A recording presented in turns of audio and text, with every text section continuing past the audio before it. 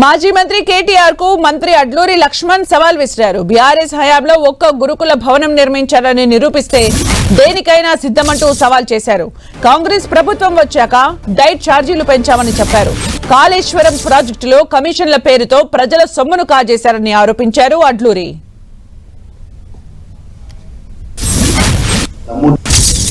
ఒక్క ఎస్సీ గురుకుల కొత్త భవన నిర్మాణం చేసిన కొత్త భవన నిర్మాణం చేసిన దమ్ముంటే మీరు చర్చకు సిద్ధమని అడుగుతున్నా. కేటీఆర్, నువ్వు టైం డేట్ ఫిక్స్ చేయి.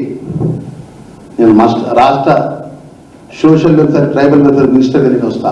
మీరు ఏదైతే పరిపాలించినటువంటి మీ 2014 నుంచి 18 నుంచి 23 వరకు ఈ రాష్ట్రాన్ని పరిపాలించి గురుకులాలకు సంబంధించినటువంటి కొత్త భవనాన్ని నిర్మాణం చేసుకోలే. కానీ కాళేశ్వరం పేరు మీద ₹1,00,00,000 కోట్ల